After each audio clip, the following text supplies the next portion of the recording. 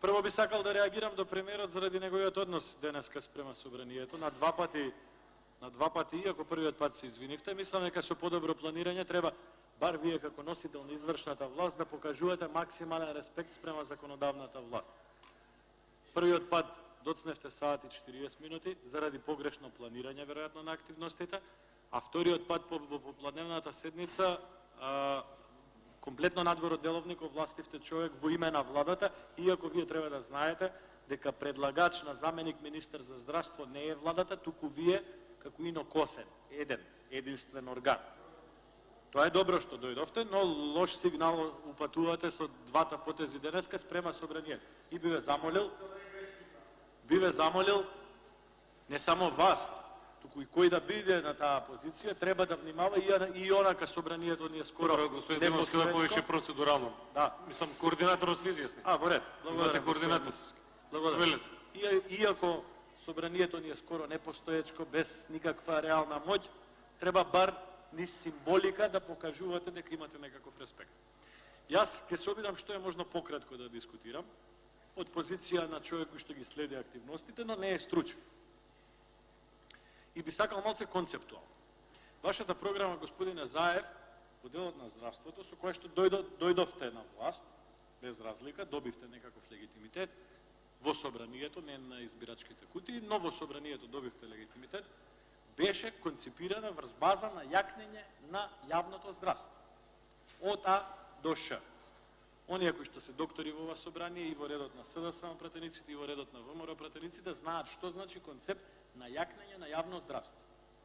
Она што јас сега го забележувам последните година и пол, од кога господинот Венко Филипче е министер, и веројатно по логиката на нештата, и вие доаѓате од приватен сектор тука и се имате вклопено, е комплетно напуштање на концептот на јакнење на јавното здравство и изместување и поместување на здравството кон приватниот сегмент.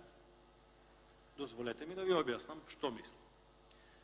Прво, поништивте тендер за клинички центар, кој што ќе беше државен клинички центар, под команда на државата и ќе беше јавно здравство. Тој клинички центар, веројатно, бар како градежни активности, сега ќе беше готов.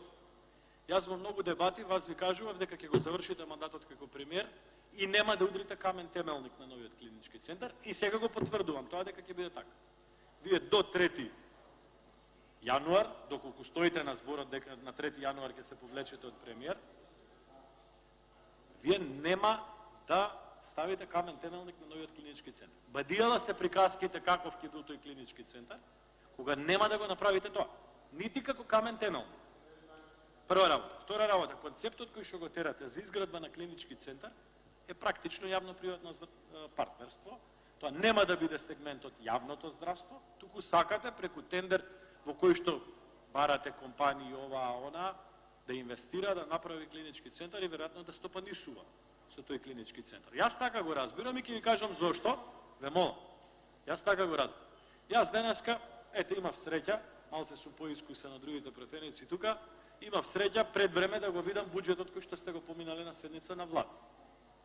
Во буџетот на Република Македонија, како трошок капитален за изградба на клинички центар Скопје и изградба на клинички центар Штип, заедно вкупно, сте предвидели 812 милиони денари. Во превод, господине Заев, тоа се 13 милиони евра. Објаснете ми, клинички центар Штип ви е запрен 3 години. Но објаснете ми како вие со 13 милиони евра бар ќе започнете градежни земјишни активности во клинички центар Скопје, доколку не ви е намерата таква за каква што збору.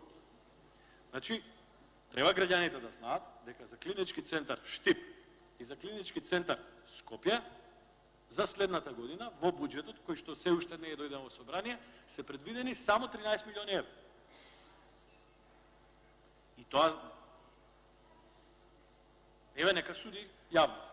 За мене е доказ, прво, дека немате никаква намера да ја завршите клиничкиот центар во Штип, а јас имам право да спорам за тоа, заради тоа што бев носител на листа во третата изборна единица, и второ, дека освен ако немате намера комплетно да го отстапите клиничкиот центар Скопје, некој друг да го гради во свој интерес и да го стопанишува 10, 20, 30 години понатака, но некако сегмент од јавното здравство, друга логика во овој буџет не гледа.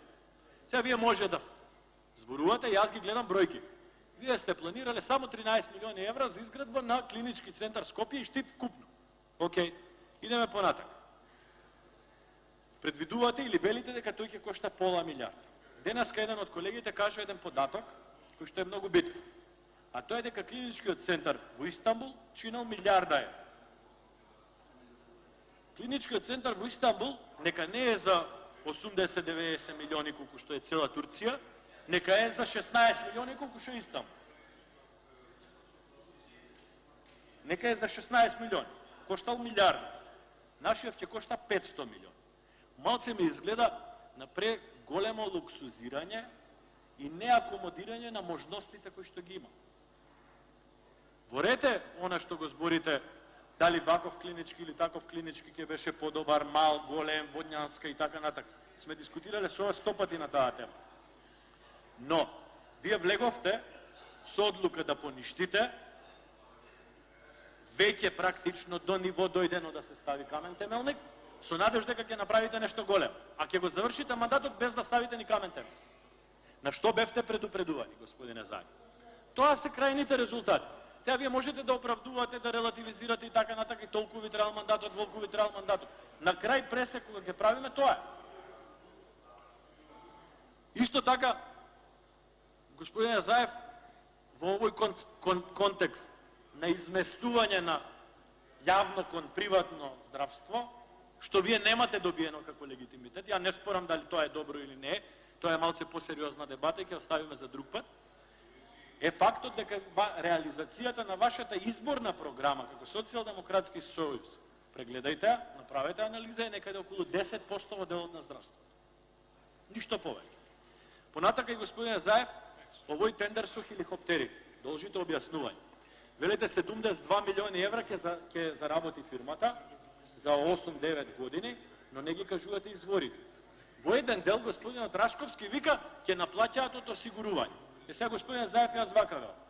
Во Македонија минатата година, ве молам колеги, во минатата година во Македонија приватно здравствено осигурани биле само 4480 луѓе.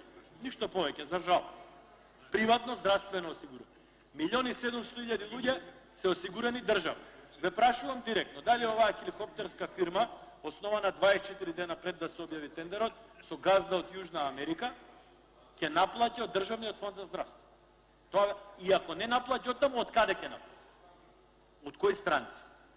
Као ќе поминува некој турчин од Германија за Турција, ќе си ја шини ногата на Градско и ќе бара хеликоптер да го врати во Скопје.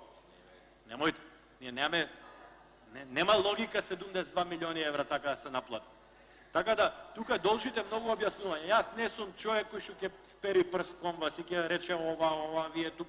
Но, овдека, господине Заев, нема здрава логика. Нема здрава логика. Понатака, доделување на тендери на фирми кои што реално постојат по 20, по 30 дена. Веќе е за фрканција на момчена, го спомна преска во репликата спрема вас,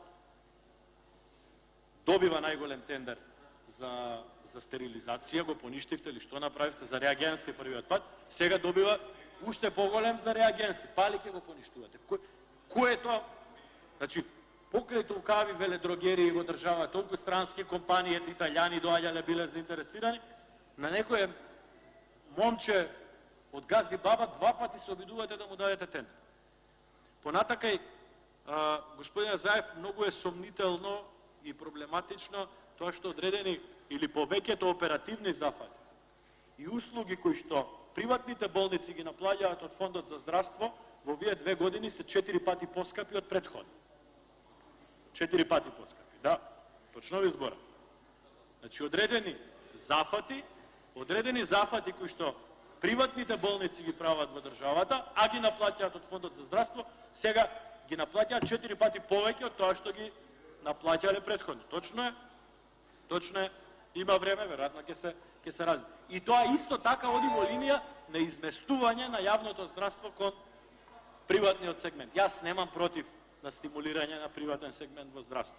Но тоа треба да биде на фер основа, не базирано на лични пријателства, не базирано на политички услуги и треба да биде базирано на здрава дебата, Благодарам. која што ќе биде, да ја завршам мислам, која што ќе биде верификувана од граѓаните.